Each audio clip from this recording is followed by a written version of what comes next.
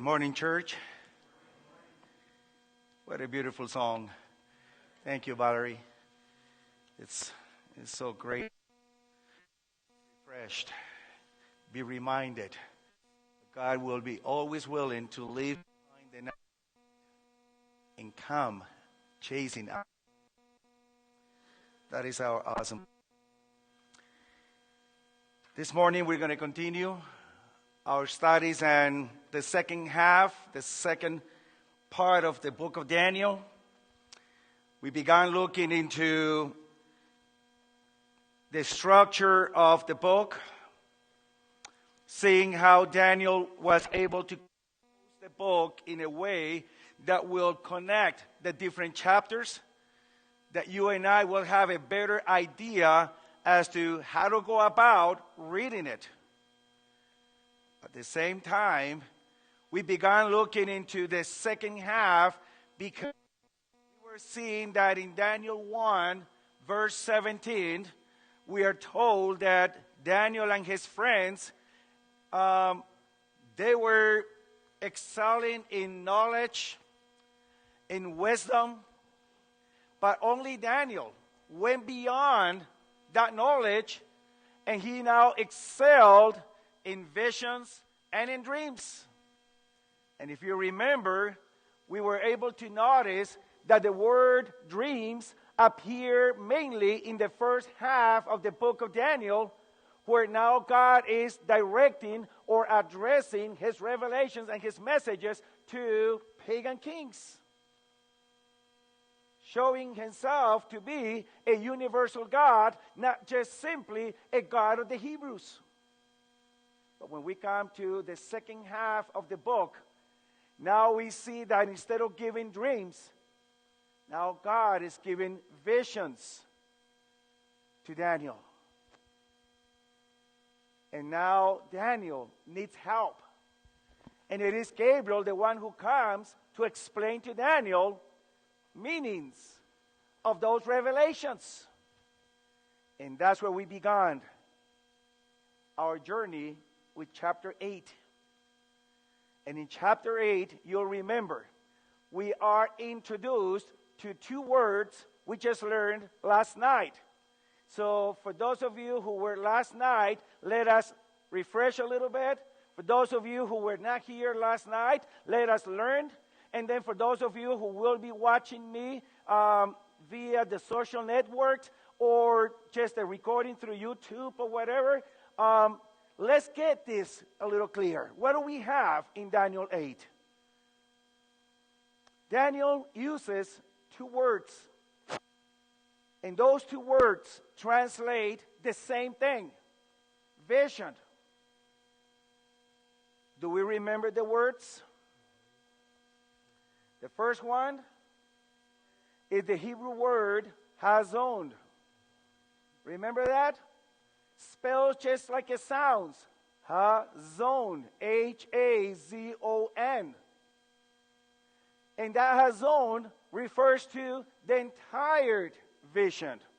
Everything from the very beginning to the very end that God revealed to Daniel in chapter 8. But then we have the second word. And that word that we learned is called, in the Hebrew language, mare. And kind of spells similar to how it sounds. M as in Mary, A, then it has a little apostrophe, R-E-H, mare. And then when it talks about this mare, it doesn't refer to the entire vision. It only refers to one portion of the vision.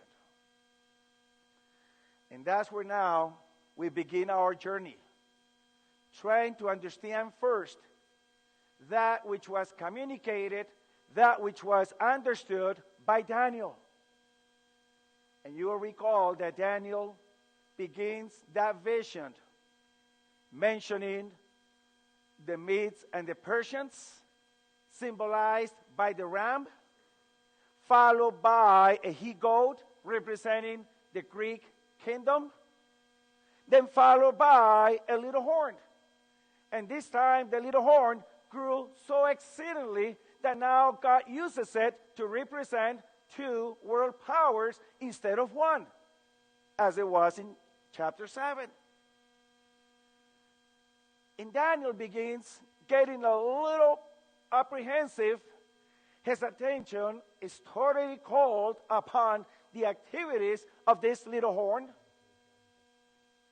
And we learned last night that this little horn was just not about moving away from God or doing simple things, but the activities of this little horn were more cosmic in nature. Why? Because if you remember reading in Daniel 8, verses 11, 12, you're going to find that this little horn's activities included the removal of what? Remember? It included the removal of the daily, trampling on God's truth. And Daniel couldn't understand that. Not that he couldn't understand what he was doing, but he couldn't understand why he was doing it and nobody was doing anything about it. And then you may be wondering what's so wrong with removing the daily, until you check in your Bibles that the word daily not only refers to sacrifices, but the word daily is connected to the entire sanctuary system. Not only the services, but also the furnishings. Everything that was there was connected to the daily. And then the question arose, why was the little horn power so interested in taking away the daily? What was the problem?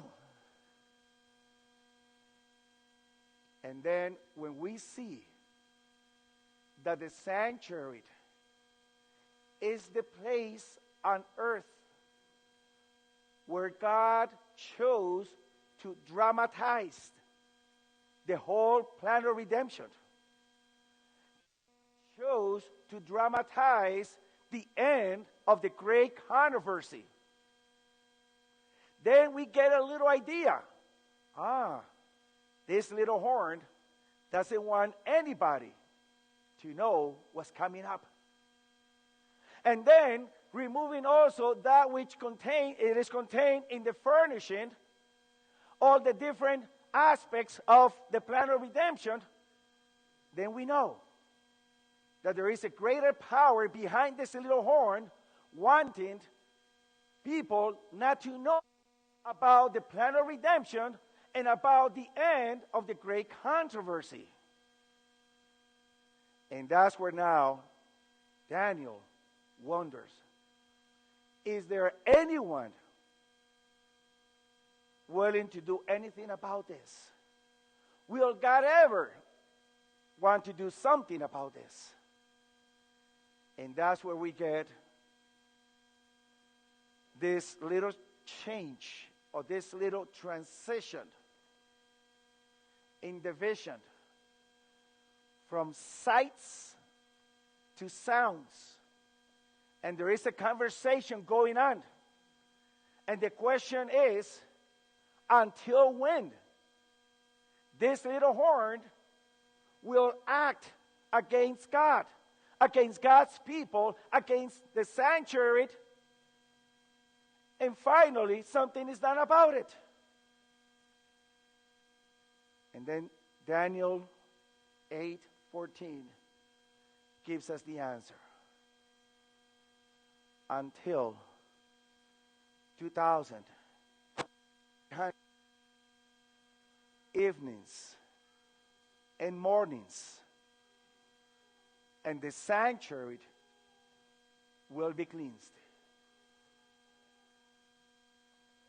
And Daniel couldn't take it, and he got sick. Daniel was able to understand most of the vision, but when it came to the cleansing of the sanctuary, Daniel could not understand. And so Gabriel told Daniel, there towards the end of chapter 8, Daniel, don't worry about it. Seal up the vision.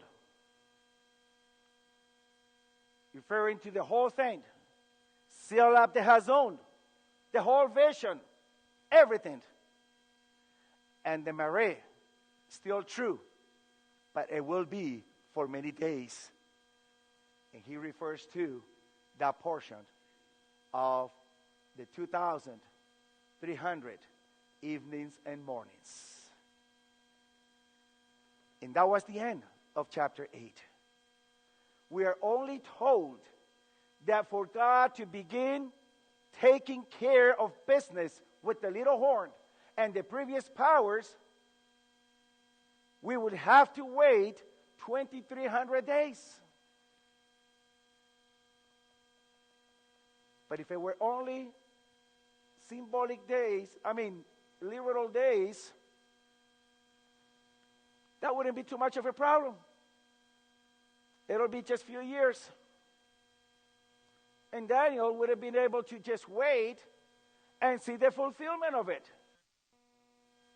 But Daniel understood very well that this was not a time that was to be fulfilled soon, but that this was prophetic time that was going to be fulfilled towards the future. So all that he was able to gather was, God promised he will take care of business, but it was not going to be done in his days. And that was Daniel's at the end of chapter 8. And when I look at God's promises, I don't know how you feel about him, but when God promises something, he'll see to it to fulfill it. God doesn't promise and doesn't fulfill. He's not like humans. God promises and he fulfills. And the guarantee for Daniel was that it was going to be taken care of. Now Daniel gets sick, and some time elapsed between that revelation and then the beginning of chapter 9. And that's what I'd like to take you this morning. Can you please open your Bibles with me? And let's go to Daniel chapter 9.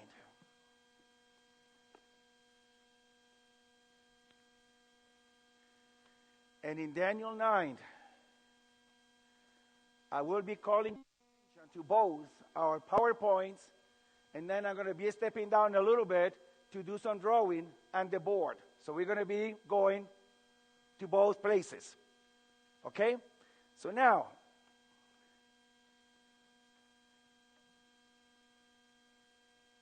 let's finish up chapter 8. In chapter 8, verse 26, the angel told Daniel, and the vision, that is the Mare, of the evenings and the morning, which was told is true. Wherefore, shut up the vision, for it shall be for many days. It'll come up. And I, Daniel, fainted and was sick certain days. Afterward, I rose up and did the king's business, and I was astonished at the vision, but none understood it. And that's the end of chapter 8. He was left sick and without understanding. Well, let's see the beginning of chapter 9, verse 1. In the first year of Darius, the son of Ahasuerus, of the seed of the Medes, which was made king over the realm of the Chaldeans. In the first year of his reign, I, Daniel, understood by the books the number of the years whereof the word of the Lord came to Jeremiah the prophet, that he would accomplish 70 years in the desolation of Jerusalem. Let me pause for a moment. When was the vision in Daniel 8 given? If you read chapter 8, verse 1, that vision was given in the 3rd year of Belshazzar. When is chapter 9 given? On the 1st year of Darius, king of the Medes and Persians.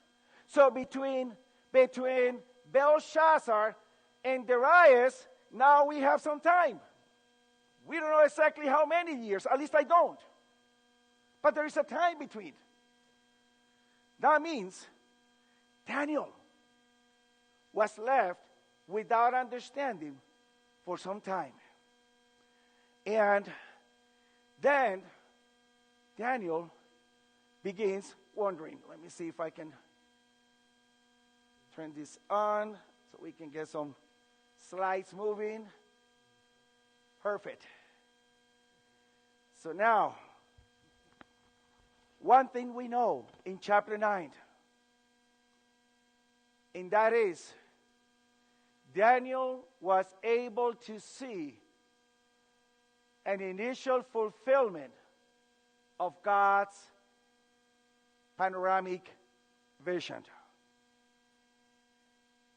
The vision was given in the days of Babylon, but now we're talking about Darius. So Daniel was able to see the fall of Babylon and the beginning of a new dominion. So at least Daniel knows God's revelations are true.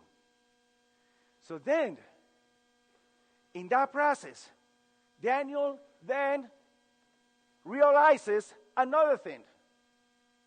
He's checking on the books, and he's finding out, based on the writings of Jeremiah the prophet, that the 70 years that God had indicated that Israel was going to remain in captivity in Babylon, and that Jerusalem was going to remain desolate, basically are coming to an end, or have come to an end. That's his understanding. But the problem is, God had promised that at the end of the 70 years, Israel will go back. He's looking at the books. He's looking at Jeremiah's. The 70 years are up, and they're still in captivity. The God who fulfilled the initial part of the vision, moving from Babylon to Medes and Persians, was also powerful enough to let Israel go. Are you following? So now we are told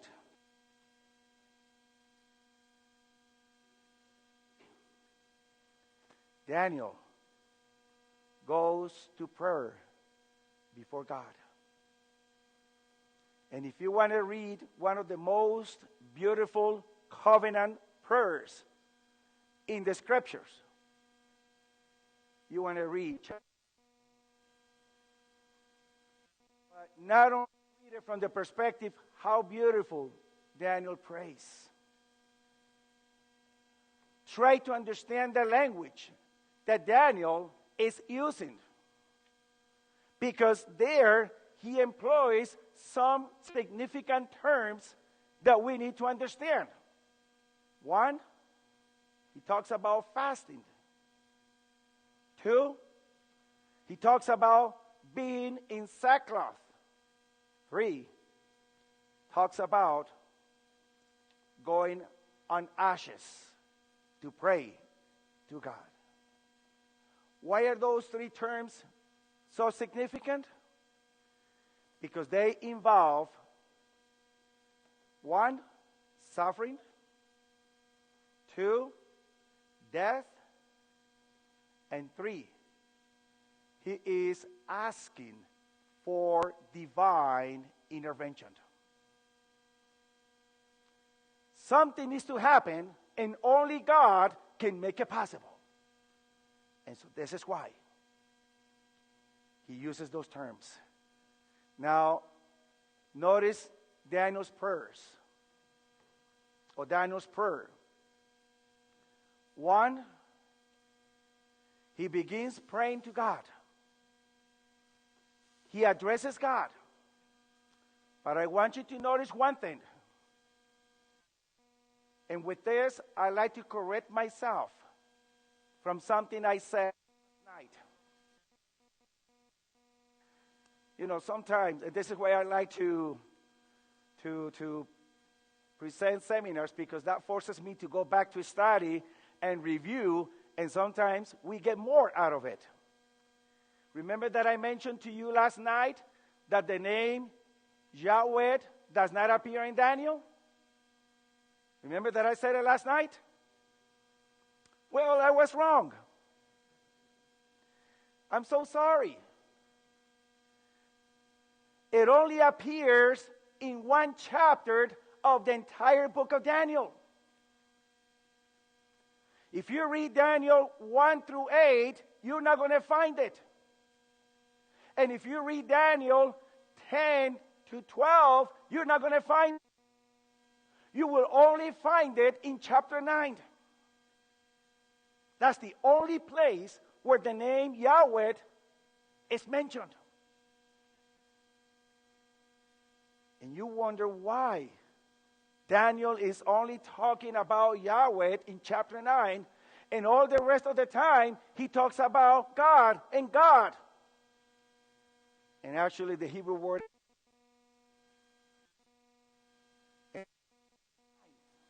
is Yahweh. And it is in this prayer. Actually, if I may be a little more detailed, you will find the name Yahweh given to us in chapter 9 between verses 2 and 14. And it is given to us 8 times. 8 times between verses 2 through 14, Daniel calls on God by the name Yahweh. And you may wonder, why is this significant? Why is this significant? In chapter 9, right after he mentions Yahweh for the last time, then 15th, Daniel automatically appeals to the God who brought Israel out of the land of Egypt with a, and he had made a name renowned until that time. Why is Daniel referring to the name of Yahweh 8 times prior to referring to the Exodus? I'll give you the reason. When you go back to the book of Exodus, chapter 3, you will read in Exodus 3 that God spoke to Moses and told Moses, name that people will know me by. And if anybody asks you, who is this God who appeared to you? Say, I am appeared to you. And then God himself says, Yahweh is also my name. Because when you look at the Hebrew roots of the name I am and the name Yahweh, they all come from the verb to be. God is the God that is always existent. He doesn't have past. He doesn't have future. God is an ongoing, existent God. He lives forever. And whoever chooses to side with God will also live forever with him. That's the promise that we have. It is in the scriptures. But it is through the name Yahweh that God delivered Israel from Egypt. And the name appears 8 times in Daniel 9. Because number 8 indicates deliverance, indicates salvation. So now Daniel is recognizing in his prayer that they are in bondage, that they are doomed, and the only one who can bring about deliverance and salvation is the Lord, Yahweh. He can create a second Exodus. But as you continue reading Daniel 9, besides Daniel addressing God, Daniel also acknowledges that they don't deserve anything, that the people are sinful. But it is interesting that Daniel, in his prayer, not only acknowledges that they are all wicked, but he says, we have sinned. We have drifted away. We have offended you. Daniel included himself there. And to me, that's very significant. Because it was not Daniel the one who caused the destruction of Jerusalem, but Daniel is saying, this is my people. I'm part of them. I'm with them. So now, in his prayer, after he acknowledges that Israel is sinful, then he goes on to say, but even though the people are sinful, God is merciful. God is righteous. We're bad, but he's good. We're low, but he's high. He's everything. We're nothing. And then as he continues praying, he comes back again and he repeats the same thing. We have disobeyed. We haven't followed your principles. And as he's concluding his prayer, it is at that moment when then the angel comes around. And you will find there in chapter 9, beginning in verse 20, actually verse 19. O Lord, hear. O Lord, forgive. O Lord, hear and do. Defer not for your own sake, O my God, for your city and your people are called by the name. Whose name? It's God's name.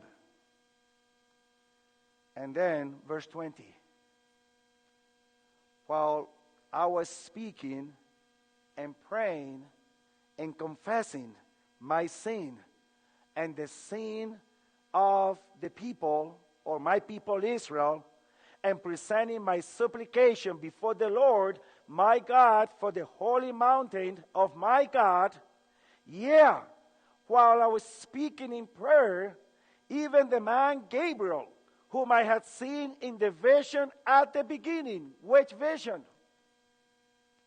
Which vision? Is the word hazon. Takes you back where? Chapter 8. The same one who came to explain to me the Hazon, the entire vision in chapter 8, now comes back again. And he says that he touched me about the time of the evening oblation. Actually, evening offering. And it is interesting that Daniel even provides the time when Gabriel appears.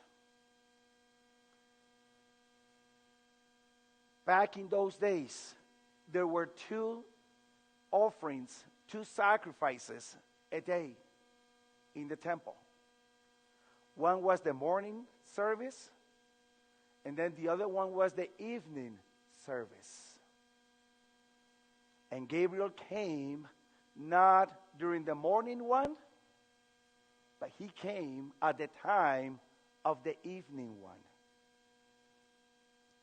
Why is that significant? Does that mean anything? Yes, it does. You know why? Because when you read Exodus chapter 12, that's the chapter that describes the exit of Israel out of Egypt. When is it that they left Egypt? When is it that they did the Passover sacrifice and then left Egypt? It was not at the morning time, it was at the evening time. So by Gabriel coming at the evening service, at the time of the evening offering, basically Gabriel is telling Daniel, let's talk about a new Exodus. The first one out of Egypt was in the evening. Now let's talk about a second Exodus, but this time out of Babylon. Now there will be a deliverance. And in verse 22, he informed me and talked with me and said, O Daniel, I am now come forth to give you skill and understanding. I'm going to help you understand. Understand what's going on in chapter. Only two things are going on in chapter 9. Fulfillment of 70 years of captivity. And number 2, Daniel's prayer, asking God for deliverance. That's all that we see happening in chapter 9. What is there to understand? So that understanding is connected to something that is before chapter 9. Let's continue. Verse 23. Beginning of your supplications, the commandment came forth, and I am come to show you, for you are greatly beloved. Therefore, understand the matter and consider the vision. Now Gabriel came to help Daniel with a couple of items. 1, understand the matter. Which matter? Number 2, understand the vision. Which vision? Remember, we learned 2 words. One was Hazon, referring to the entire vision.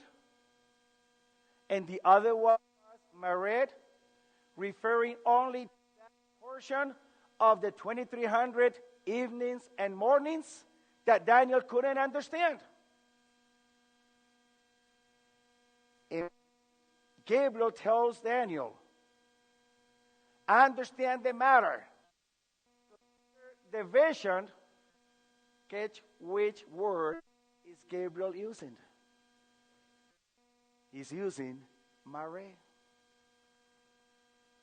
which means that Daniel finally will be gaining understanding regarding what? Regarding that part of the vision that was left incomplete. Are you following? Now, here's the question. For those of you who like to reason a little bit, I tend to be less emotional and more reasoning, or more reasonable. I don't know if that would be the better way to say. Understand the whys and the hows and the wheres and the whats. This for a moment with me. In Daniel 9, was Daniel asking God in his prayer about the 2300 evenings and mornings vision? Was he asking about that? Was he asking God, please, Lord, this is an unfinished business. I need to know. Please help me. Was he asking for that? No. He's not asking for that. He was asking for time to go. Please, take us home. And man, your prayers are being answered. Let me talk to you about the Mare. But that's not what Daniel is asking. Why would the angel then come and talk to Daniel about the Mare when all Daniel wanted to have help about deliverance from Babylon? Why? Let's begin to make the connections. In order for Daniel to receive the assurance that Israel will leave Babylon, he needs to understand that unfinished part of the vision in chapter 8. Understanding that unfinished business, Daniel will be able to understand why God will let Israel go. It's not just about a deliverance. There is a purpose behind it. It's all within the sphere of great controversy. Remember, God does not do things for fun. He just does not provide things as fill-ins.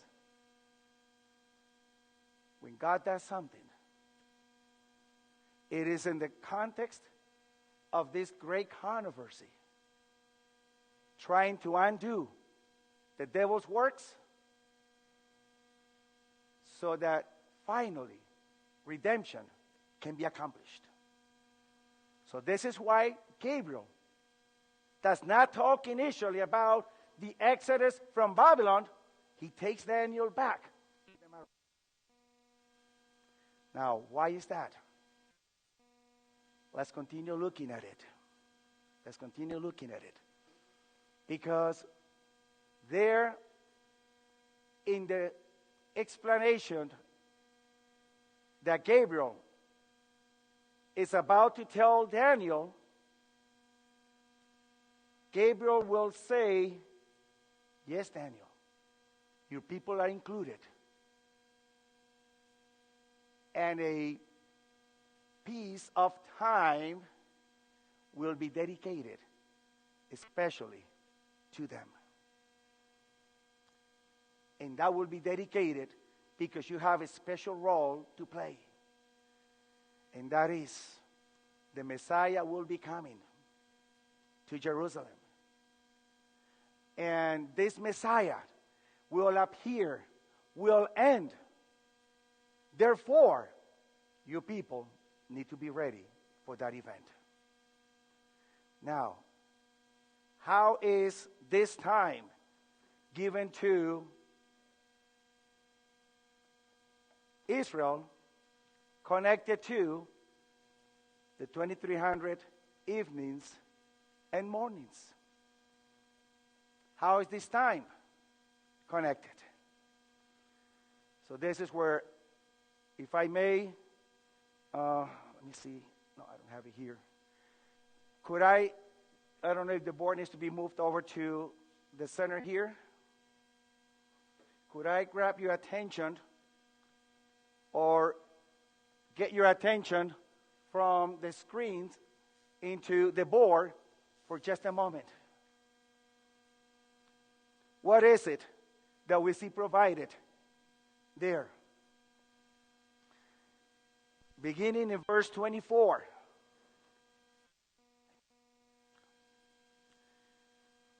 Beginning in verse 24. Now, Gabriel tells Daniel,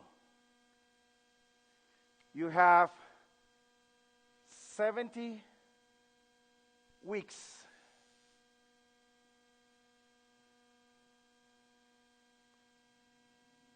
In those 70 weeks will be specifically dedicated to your people. But Gabriel doesn't use the term dedicated or assigned. The term that Gabriel used to explain, and let me write it on the board. This is the term. It is the Hebrew verb shatak. That's the verb that Gabriel uses there in verse 24, chapter 9, verse 24. 70 weeks are determined upon your people and upon your holy city. And that word determined may be okay that there is separation. Go. Now we need to understand why chatak to understand. Whenever made covenants with people, whether individual are collective people, whenever he made covenants, and we find the translation in our Bibles, God made a covenant with Israel, God made a covenant with Abraham, Isaac, or Jacob, or whomever, the word that is employed for making that covenant is the word chatak. God chatak, a covenant with Abraham. God chatak, a covenant with Israel. That's the word that is used. Our English translations sometimes don't help us. What does it mean? Chatak does not mean making, determining, to cut. That's what it means. So when God is making covenant, in reality, God is cutting a covenant with whomever. Why? Why the covenant has to be cut? Why not make or determine or assign? Why cut? Let me illustrate it through an event in a life. If you go to Genesis chapter 15, you will see there that God made a covenant with Abraham. And the was Abraham an animal, and he left the animal on the evening time. It was dark. Then the presence of God cut the animal in one will represent Abraham's part of the deal, the other God's part of the deal. And he live too. His part of God will also live out. And at that moment, taking with Abraham was Israel having to. And from there, God was taking them out. Remember, in Daniel's the God of the. So Gabriel is using the language of the. God has cut a covenant with Israel one more time. And this will now involve a 70-week period. Okay?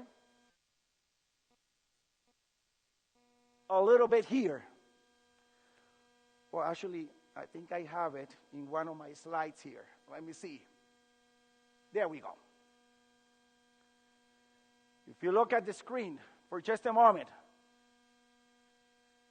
the 2300-day vision is the entire pie, out of which 70 weeks are cut out, are taken out.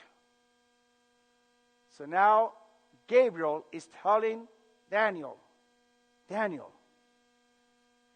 from that portion you did not understand, I want you to know, part of it, God is cutting it between him and your people.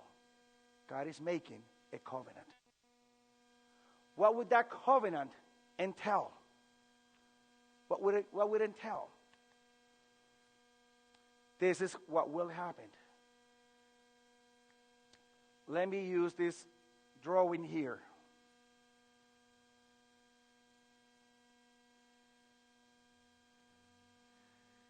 This entire chart refers to the 2300 days prophecy. From there, Gabriel is telling Daniel 70 weeks will be cut specifically for Israel. So far, so good? Are we clear? Now, as I'm drawing here, I also like you to have one eye on here on the board and another eye on the screen there, okay? What's coming up? The angel tells Daniel in verse 25 that this period that is given to Israel, it has one specific purpose. Actually, it's verse 24. It has one specific purpose. The 70 weeks are cut based on whatever you have to finish transgression, to make an end of sins, to make reconciliation, to bring an everlasting righteousness, and to seal up the vision and the prophecy, and to anoint the most holy. What's the purpose for this time? What's the purpose? whole purpose for this time, it's about restoration.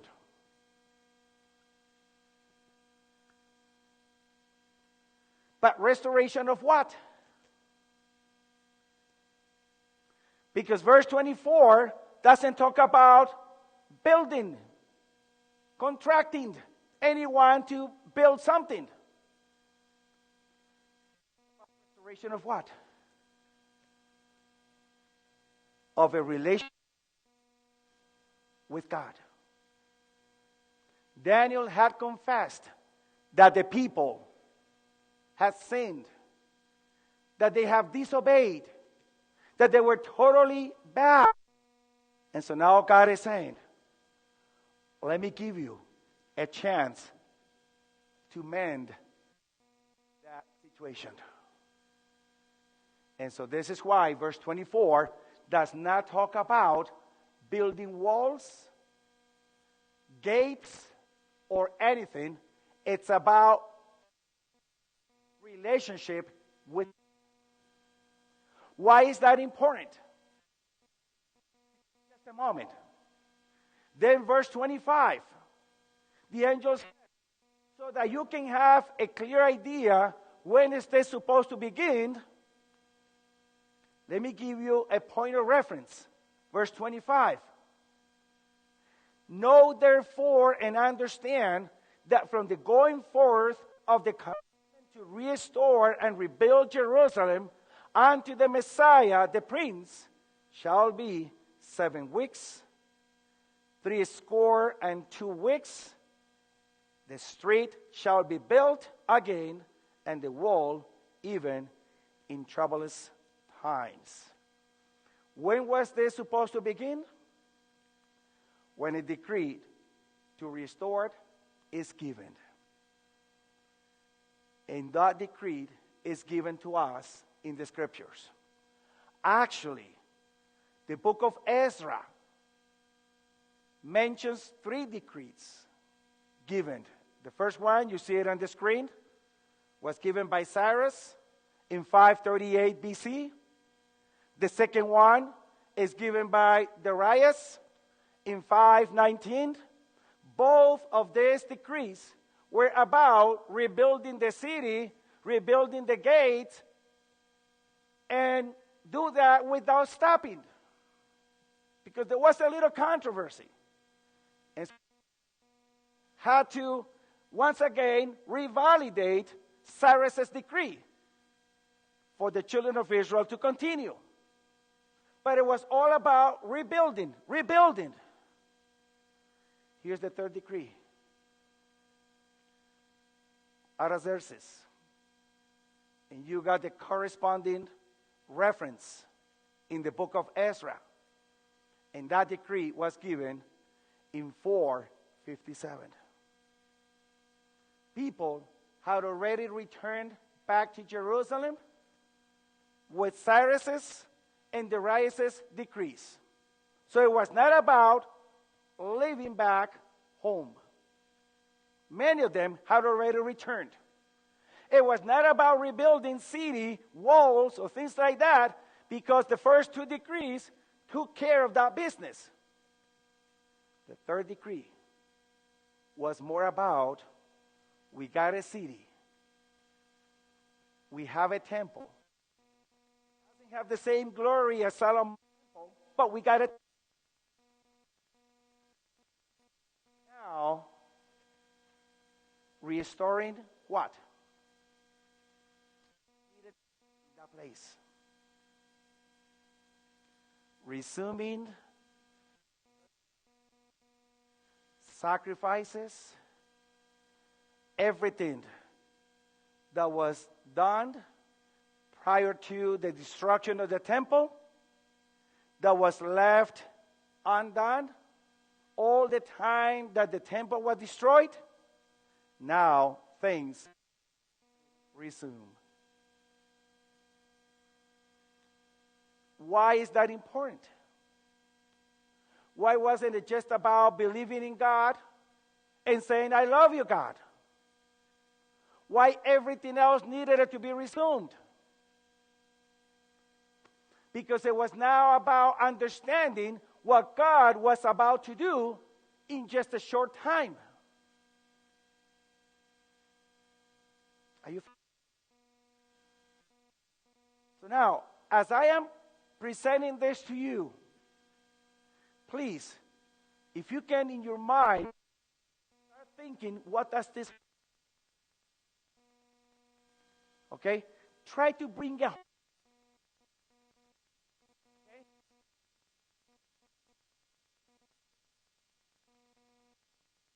Many people, this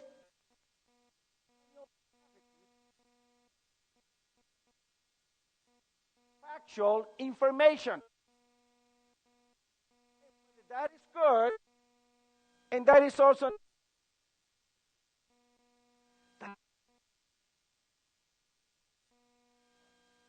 because we have answered huge question, good information. So what?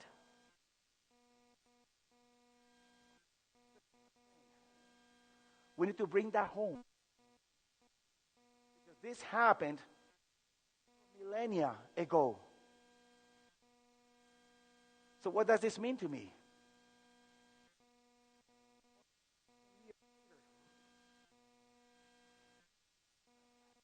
Okay? So now there is a need for restoration. And that restoration will begin, or the counting of the time will begin in 457 BC with the third decree that you see on the screen. Now, another thing that we need to understand, we didn't do that little homework yesterday, but we need to do it today. Are those 70 weeks supposed to be symbolic time or supposed to be literal time? Are those 2,300 days supposed to be symbolic or supposed to be literal time? You know that there are two views about it, depending on who's reading and whose prophetic background that individual is espousing. So let us understand whether we're talking about prophetic or not. So if I can get you back again to the screen for just a moment. Remember, I mentioned we're going to go back and forth. Okay? Why are we talking about prophetic time? Why is this not literal time? When you look at the scriptures, the term day is employed in the sense of years in different places of the scriptures. And I'm giving you some references. You can check your Bible and get more. And also, you're going to find, especially in wisdom literature, that there is a correlation between days and years, which helps us understand that we're not talking about literal time, we're talking about prophetic time. And that is supposed to begin 457 BC. To make the count a little easier, let's turn the 70 weeks into days to make it a little easier. How many days are found in 70 weeks? We still have the same amount of days per week. It's 7. 7 times 70 will give us 480 days, which in reality, we're looking at 400 years. So start counting 490 years from 457. Where will that take us? It'll take us to AD 34. So we got all this time given to Israel. All that time is given to Israel. But the angel does one more thing. The angel does one more thing. Maybe Daniel was not expecting it, but he's giving it for free to Daniel. It's just a little additional freebie. Daniel takes this period of 70 weeks and he puts it apart into 3 segments. Why is that? If you read chapter 9, verse 25, it first talks about 9 weeks.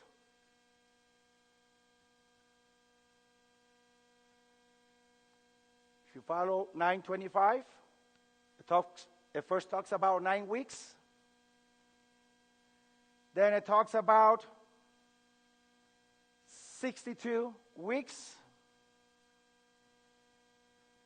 Or if you're reading from the good old King James, then the expression is 62 weeks, same as 62.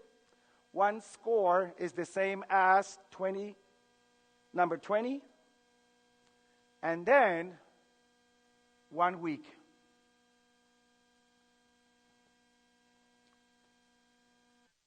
Breaks it apart into 3 pieces.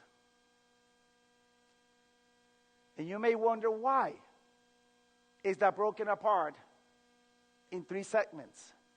And then verse 26, he specifies that in this last week, something major is going to happen.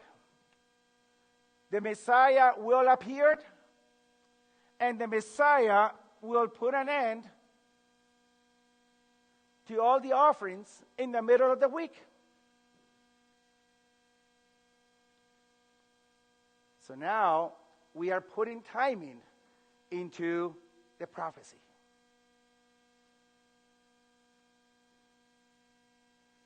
And this happened in AD 31, and this happened in AD 27. Okay, so now, why is the angel not about his birth? This arrival is about his baptism. Okay? That arrival is about his baptism. And Jesus is very much aware of it. Because when you read in the Gospel of Mark, chapter 1, and I think it's verse 7 or 8, that Jesus goes out saying, repent, believe in God, for the time is fulfilled. Which time has been fulfilled?